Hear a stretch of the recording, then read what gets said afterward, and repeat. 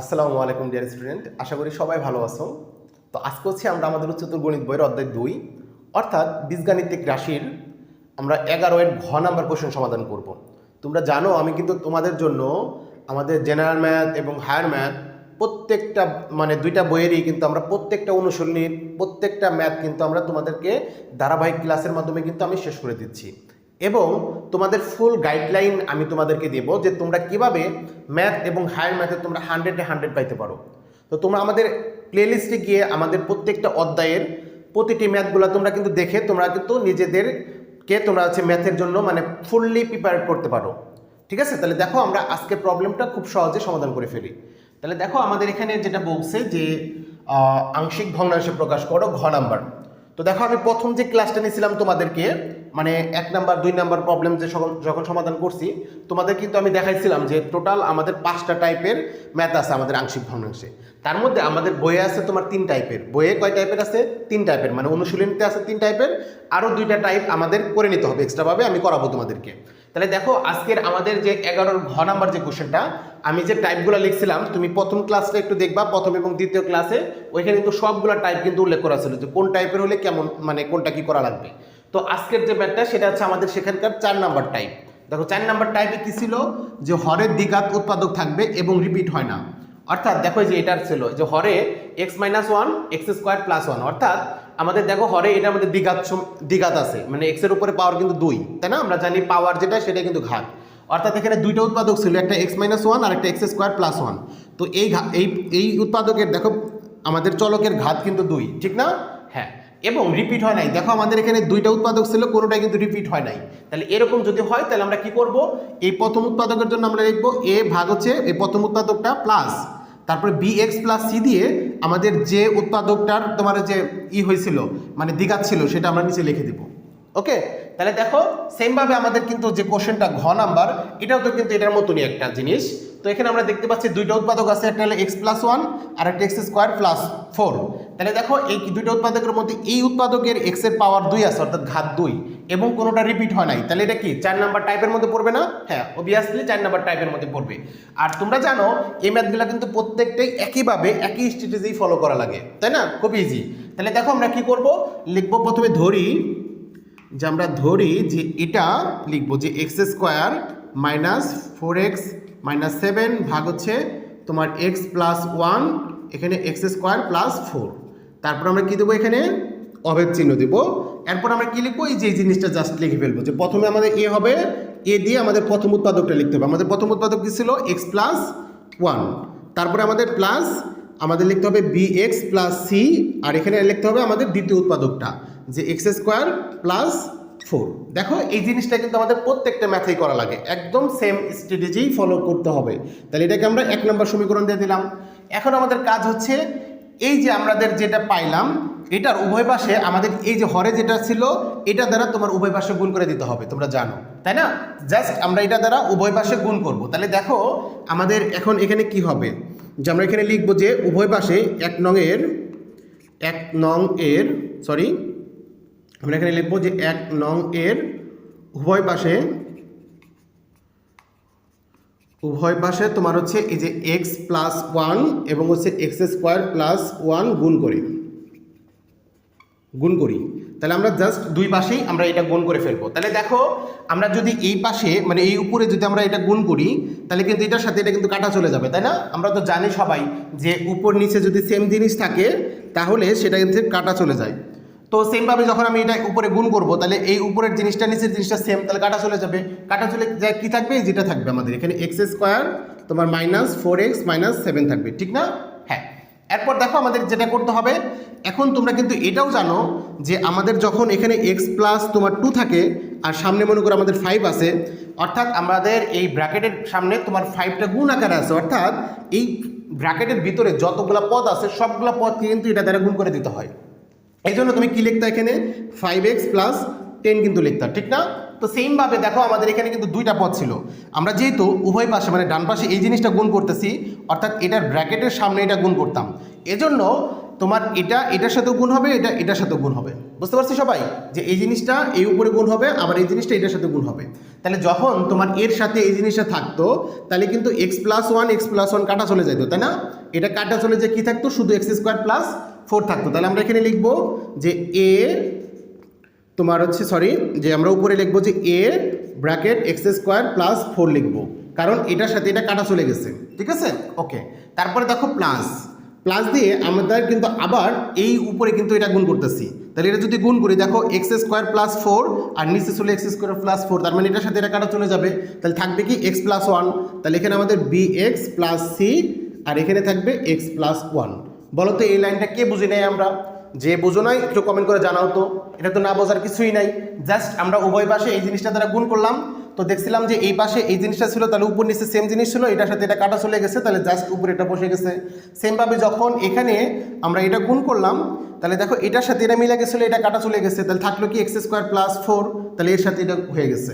সেমভাবে যখন আমরা এটার সাথে গুণ করছি, x² + 4 এর সাথে এটা মিলে গেছে, এটা কাটা চলে গেছে, বাকি থাকলো কি x+1, তো আমাদের bx + c এর সাথে এটা গুণ হয়ে গেছে। ওকে, এটাকে আমরা দেব 2 নম্বর সমীকরণ। এখন তোমাদের একটা কাজ করতে হবে, এই লাইনটা করার পরে তোমাদের একটা কাজ করতে হবে। কি কাজ করবা? তোমাদের খাতার যে কোনো একটা জায়গায় একটু রাফ করতে হবে। রাফটা কি করবা? এই যে এই জিনিসটাকে গুণ করে তুমি এটা রাফ করে রাখবা। ঠিক আছে, ওটা কিন্তু ম্যাথের অংশ না, তুমি এটা রাফ করে রাখবা। দেখো আমি যেখানে রাফটা দেখাচ্ছি, আমি এইখানে এই রাফটা দেখাচ্ছি, এটা তোমরা জাস্ট খাতার যে কোনো এক কোনায় করবা আর কি। এটা ম্যাথের কিন্তু অংশ না, আমি কিন্তু এটা করতেছি রাফ। ঠিক আছে, এটা কিন্তু ম্যাথের কোনো অংশ না। কি করবা? জাস্ট এটার সাথে গুণ করে দাও। দেখো যে x² এর সাথে যদি a গুণ করি আমরা পাবো ax², তারপরে +4 এর সাথে যদি a গুণ করি আমরা পাবো কি +4a। সেমভাবে এটার সাথে এটা গুণ করো। দেখো আমরা জানি দুইটা যদি পদ থাকে, তাহলে এই পদের সাথে এই পদ গুণ, আবার প্রথমটার সাথে দ্বিতীয়টা গুণ, তাই না? তাহলে bx এর সাথে যদি x গুণ করি তাহলে কি পাবো? +bx²। তারপর দেখো bx এর সাথে 1 গুণ করলে bx পাবো, +bx পাবো। এরপর দেখো c এর সাথে যদি আমি x গুণ করি তাহলে কি পাবো? +cx পাবো। আর এখানে c এর সাথে যদি 1 গুণ করি আমরা পাবো c। তাহলে এই জিনিসটা তোমরা জাস্ট একটু নোট ডাউন করে রাখবা আর কি, যে কোনো এক পাশে। এখন একটা কাজ করবো আমরা, এখানে আরেকটা লাইন করি। এখানে দেখো এখানে আমরা কি করতে পারি? x², এখানে x², তাহলে x²কে আমি কিন্তু কমন নিতে পারি। তাহলে x² যদি কমন নেই তাহলে এইখান থেকে আমাদের কি থাকবে? ax² এর জায়গায় এখানে a ছিল, আমরা a বসাবো, আর ax² এর সহগ ছিল b, তাহলে এখানে b বসাবো, তাই না? সেমভাবে দেখো আমাদের এখানে x আছে, তাহলে xটাকে আমরা কমন নেই, প্লাস নিয়ে x কমন, তাহলে কি থাকবে? b + c থাকবে। যে এখানে আমরা x কমন নিছি এই দুইটা পদ থেকে, তাহলে এখান থেকে x কমন নিলে এখানে b থাকবে, মাঝখানে প্লাস ছিল b, আবার cx থেকে x কমন নিছি তাহলে কি থাকবে? c। হ্যাঁ, তাহলে আর বাকি কি থাকলো? বাকি তোমার শুধু ছিল 4a আর +c, এটা থাকলো। এই লাইনটা তোমরা জাস্ট একটু রাফ করে নিবা। হ্যাঁ, রাফ, এটা হচ্ছে আমাদের রাফ। ওকে, তাহলে দেখো এটা থাকুক ওইখানে। এখন আমাদের কাজ কি? এখন আমাদের কাজ হচ্ছে এই যে 2 নম্বর সমীকরণ থেকে আমাদের মূলত কাজ হচ্ছে a b এবং c এর মান বের করা। আমরা যদি জাস্ট a b c এর মান বের করতে পারি, জাস্ট আমরা 1 নম্বর সমীকরণে বসিয়ে দেব, আমাদের অ্যান্সার ডান। আমাদের মূল টার্গেট হচ্ছে এখানে জাস্ট a b c এর মান বের করব, বের করে জাস্ট এখানে বসিয়ে দেব, তাহলে যেটা হবে সেটা আমাদের অ্যান্সার হবে। আচ্ছা, তাহলে দেখো a b c এর মানগুলো বের করার জন্য আমাদের এই লাইনটার হেল্প লাগবে। এখন এখানে তোমাকে প্রথমে চিন্তা করতে হবে যে যেহেতু আমাদের এখানে 3টা unknown, a unknown, b unknown এবং c আননোন, আমরা তো জানি একটা ইকুয়েশন থেকে একটা মাত্র আননোন সলভ করা যায়।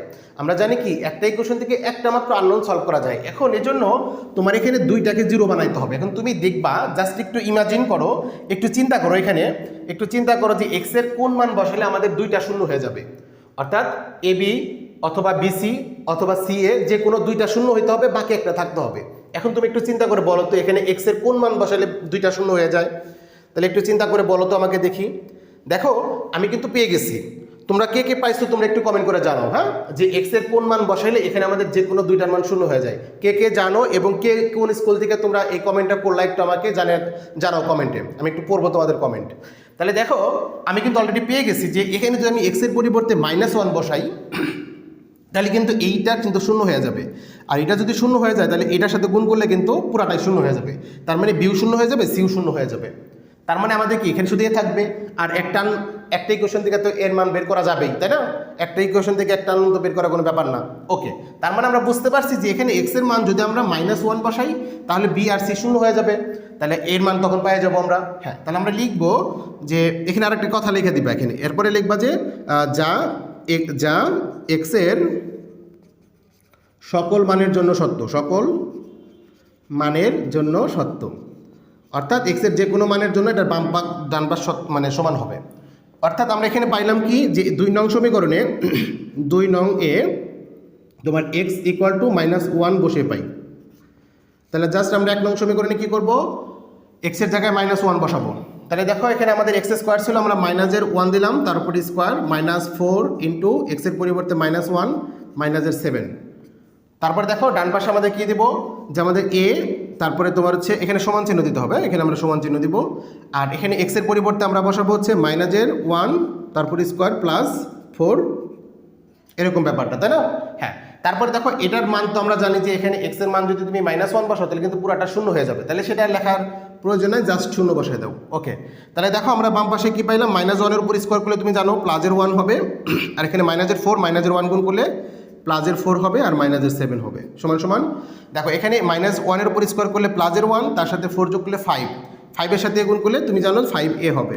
তাহলে বা এখন এখানে দেখো আমাদের প্লাজের আছে 1 এবং 4, তাহলে প্লাজের আছে 5, মাইনাসের আছে 7, তার মানে আমাদের এখানে -7 থাকবে।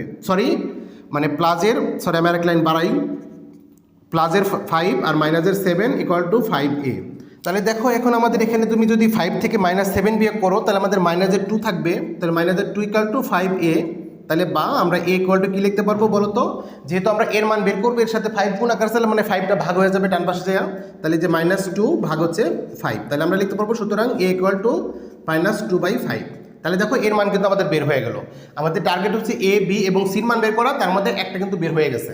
এখন আমরা বাকি দুটা বের করে ফেলবো। এখন তুমি চিন্তা করবা যে আর কোনো ওয়ে আছে কিনা, যে আমাদের এক্স এর মান, যেমন আমরা যখন 1 ক খ গ করছি তখন কিন্তু দেখছি যে প্রত্যেকটাতেই তোমার এরকম এক্স এর মান একটা চেঞ্জ করলে বাকি দুইটা শূন্য হয়ে যাইতো। এখন আমরা তো একটা এরকম করে আমরা এর মানটা বের করে ফেললাম। এখন আমাদের দেখতে হবে যে আর কোনো মান আছে কিনা যেটা তোমার এখানে এক্স এর মান বসালে বাকি দুইটা শূন্য হয়ে যাবে। যেহেতু এর মান পেয়ে গেছে আমরা, তাহলে এর মান যেহেতু পেয়ে গেছে, এখন তুমি চিন্তা করবা যে এখানে এক্স এর কোন মান বসাইলে আমাদের এটা শূন্য হয়ে যায় এবং বাকি এই দুইটা থেকে একটা শূন্য হয়ে যায়, এরকম। তাহলে দেখো এক্স এর এখানে যদি তুমি কোন মান বসালে তোমার হচ্ছে বলো তো, যে এখানে তোমার হচ্ছে শূন্য হবে। এখন এখানে কিন্তু তুমি চিন্তা করে দেখো যে এক্স এর এমন কোনো মান নাই যেটা বসালে তোমার এটা শূন্য হবে। এক্স এর এমন কোনো মানই নাই যেটা বসালে তোমার এটা কিন্তু শূন্য হবে, এরকম নাই, ঠিক না? হ্যাঁ, অর্থাৎ আমরা কিন্তু এটাকে আর শূন্য বানাইতে পারবো না। এখন কি করতে হবে, যেহেতু আমরা শূন্য বানাইতে পারতেছি না, তাহলে আমাদের এখন অন্য স্ট্র্যাটেজি ফলো করতে হবে। একটা পেয়ে গেছি, এখন বাকি দুইটা পাওয়ার জন্য এখন আমাদের সমকিত করতে হবে। তোমরা তো জানো যে একটা ইকুয়েশনে বাম পাশ ডান পাশ যদি সেম থাকে আমরা সেটাকে সমকিত করতে পারি, অর্থাৎ তুলনা করে মানগুলা বের করতে পারি, ঠিক না? হ্যাঁ, আচ্ছা, এজন্যই কিন্তু তোমাদেরকে যেটা আমি লিখে রাখাইছি, বুঝছো, এটা কিন্তু এজন্যই লিখে রেখেছি। এখন আমরা কি করব, এখন আমরা লিখবো যে 2 নং সমীকরণে তোমার এক্স স্কোয়ার ও এক্স এর সহগ সমকিত করে পাই। আচ্ছা, এখন দেখো আমাদের 1 নং সমীকরণ কোনটা, আমাদের 1 নং সমীকরণ, হ্যাঁ না 2 নং সমীকরণ, যে 2 নং সমীকরণে এক্স স্কোয়ার ও এক্স এর সহগ সমকিত করে পাই, এটা আমাদের 2 নং সমীকরণ। 2 নং সমীকরণের বাম পাশে আছে এক্স স্কোয়ার -4x -7, ওকে। আর ডান পাশে ছিল আমাদের এটা, কিন্তু আমরা রাফ করে লিখছি যে রাফ করে এটা পাইছি, তাই না? অর্থাৎ এটা আর এটা কিন্তু একই জিনিস।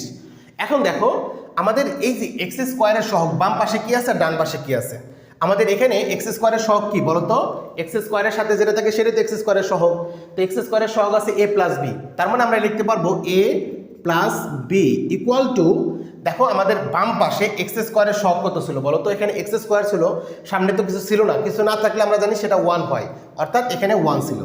অর্থাৎ আমরা 2 নং সমীকরণে এক্স স্কোয়ারের সহগ যদি সমকিত করি তাহলে আমরা পাবো a + b = 1, অর্থাৎ একটা কিন্তু সমীকরণ পেয়ে গেছি। তাহলে এখান থেকে আমরা বির মান বের করে ফেলতে পারবো, কারণ এর মান তো আমি জানি।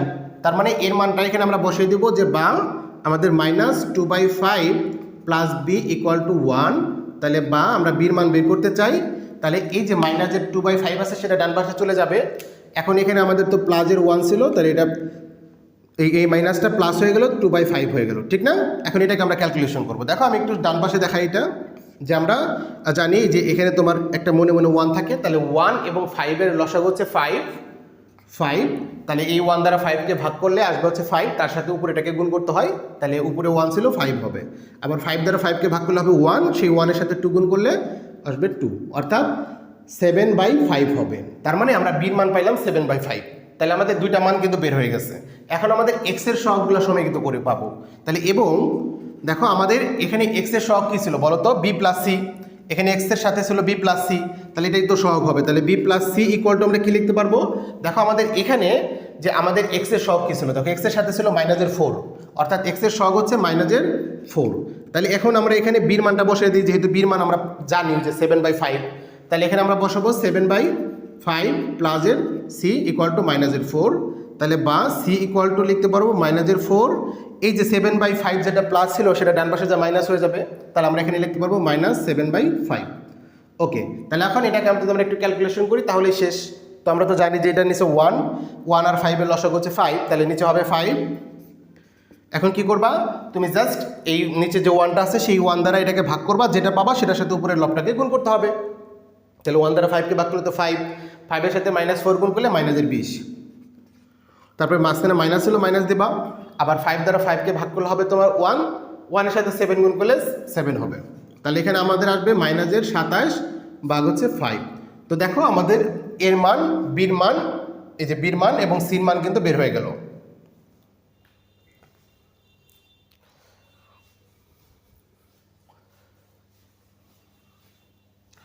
এখন জাস্ট আমরা কি করব, এই 3টা মান খালি তোমার হচ্ছে এই 1 নং সমীকরণে বসাই দেবো, বসাই দিলে যেটা হবে সেটা আমাদের অ্যান্সার হবে। হ্যাঁ, তাহলে আমাদের জাস্ট এখন আমরা কি করব, যে 1 নং সমীকরণে মানে 1 নংয়ে তোমার এ, বি ও সি এর মান বসিয়ে পাই, এর মান বসিয়ে পাই। তাহলে জাস্ট আমরা 1 নং সমীকরণে এখন এই মানগুলো বসাবো। তাহলে দেখো আমাদের বাম পাশে কি ছিল, আমাদের বাম পাশে ছিল x² minus 4x minus 7 divided by তোমার ছিল x প্লাস 1 আর x² প্লাস 4। এই যে অবেদ চিহ্ন আমাদের ছিল a বাই x প্লাস 1, তাহলে এর মান আমরা পাইছি হচ্ছে -2/5। তাহলে এখানে হবে -2/5 আর নিচে হবে আমাদের তোমার x প্লাস 1, এখানে হবে x প্লাস 1। তারপরে দেখো এখানে আমাদের প্লাস ছিল, আমরা প্লাস দিব। এখানে ছিল bx প্লাস c, তাহলে b বসাবো। বির মান আমাদের কত বলো তো, বির মান হচ্ছে 7/5, তাহলে এখানে হবে 7/5, তারপরে x, তারপরে হচ্ছে প্লাস আমাদের সির মান হচ্ছে আমাদের তোমার 27/5। তাহলে দেখো এখানে প্লাস আর ওই মাইনাস যদি বসাই আমরা, প্লাসে মাইনাসে কিন্তু মাইনাস হয়ে যাবে, তাহলে -27/5। বুঝতে পারছো, এখানে আমাদের প্লাস ছিল আর এই সির মান তো আমাদের -27/5, তাহলে প্লাস মানে যে -27/5। আর নিচে আমাদের কি হবে, এটা নিচে হবে আমাদের হচ্ছে এই যে x² প্লাস 1, x² প্লাস 1। তাহলে এই যে মানগুলো বসাই দিলাম। এখন আমাদের জাস্ট এটাকে আরেকটু ছোটো করতে হবে। হ্যাঁ, জাস্ট আরেকটু ছোটো করতে হবে। এখন তোমরা যারা একটু কম পারো হয়তো বা এখানে অ্যান্সার লিখে দিতে পারো, এখানে অ্যান্সার লিখলে হয়তো বা কোনো স্যার তোমাদেরকে মার্কটি একটু কেটে দিতে পারে। হ্যাঁ, এর জন্য আমরা ফুললি করবো, যেটাকে আমরা আরেকটু ছোটো করে ফেলবো। তাহলে দেখো আমরা জাস্ট এটাকে আরেকটু ছোটো করে ফেলি, যে তোমরা তো জানো যে উপরে যদি কোনো একটা সংখ্যা থাকে তার নিচে যদি ভাগ থাকে তাহলে এই ভাগটা গুণ হয়ে উল্টা যায়, তাই না? এটা তো আমরা সবাই জানি। তাহলে আমরা এখানে লিখতে পারবো -2/5 ইন্টু এই যে এই ভাগটাকে আমরা ইন্টু লিখলাম, আর এই যে নিচে x প্লাস 1 ছিল সেটাকে উল্টে দিতে হবে, অর্থাৎ x প্লাস 1-এর নিচে তো একটা 1 আছে, সেই 1টা উপরে চলে যাবে আর এখানে x প্লাস 1টা বসে যাবে। বুঝতে পারছো সবাই? হ্যাঁ, এখন দেখো এই উপরে আবার তোমার ভগ্নাংশ আছে, তো উপরে ভগ্নাংশ আছে, ভগ্নাংশ থাকলে তো তোমার লসাগু নিতে হবে। তাহলে এই 5 এবং 5 নিচে হরে আমাদের 5 আছে, তাহলে 5-5-এর লসাগু হচ্ছে 5।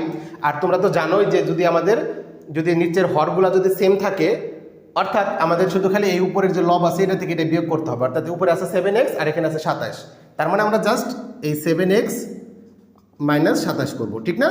এটা যে আমরা এলসিএম করে যেভাবে করি আর কি, একটু আগে যে এখানে দেখাইলাম তোমাদেরকে, ওইভাবে ভাগ করে করে করতে হবে। তাহলে দেখো আমরা জাস্ট এখানে আমরা লিখতে পারবো যে x² প্লাস 4। ওকে, তাহলে দেখো এখানে আমরা ফাইনালি পাইলাম হচ্ছে -2 ভাগ হচ্ছে 5 ইন্টু x প্লাস 1। দেখো এখানেও তো আমাদের যে উপরে একটা সংখ্যা ছিল, তার নিচে ভাগ ছিল, তার মানে এই নিচেরটা গুণ হয়ে উল্টে যাবে। তাহলে উপরে আমরা পাইলাম হচ্ছে এখানে প্লাস তোমার হচ্ছে 7x মাইনাস 27, আর নিচে হচ্ছে আমাদের 5 ইন্টু এই যে x square plus 1, x square plus 4, তার নিচে তো 1 ছিল, সেই 1টা উপরে চলে যাবে, আর এই উপরেরটা এক্স স্কোয়ার প্লাস 4টা নিচে চলে আসবে। ওকে, তাই না? হ্যাঁ, তাহলে আমরা জাস্ট আর একটা লাইন করি এখানে। দেখো আমাদের এখানে পাইছিলাম আমরা হচ্ছে মাইনাসের 2 ডিভাইডেড বাই হচ্ছে 5 তোমার এক্স প্লাস 1, আর এখানে আমরা যেটা পাচ্ছি দেখো মাইনাস 7x মাইনাস 27 ইন্টু 1 ছিল, তার মানে আমরা উপরে পাবো হচ্ছে এই 7x মাইনাস 27, আর নিচে আমরা পাচ্ছি হচ্ছে 5 ইন্টু এটা, যে 5 ইন্টু তোমার হচ্ছে এক্স স্কোয়ার প্লাস 4। ওকে, তাহলে এখন জাস্ট তুমি কি করতে পারো, দেখো এখানে আমাদের 1/5, এখানে 1/5 কমন আছে, জাস্ট আমরা 1/5টাকে কমন নেই, 1/5, আর প্লাসটাকে আগে লিখি, মাইনাসটাকে পরে লিখি। আমরা তো প্লাস মাইনাস একটু আগে পরে লিখতে কোনো সমস্যা নেই, অর্থাৎ এটাকে আমরা আগে লিখবো, এটাকে পরে লিখবো।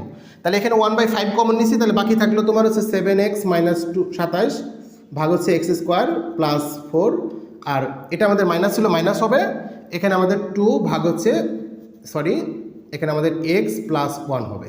জাস্ট আমরা 1/5 দুইটা থেকে কমন নিয়ে ফেলছি, তাহলে এটা হচ্ছে আমাদের অ্যান্সার।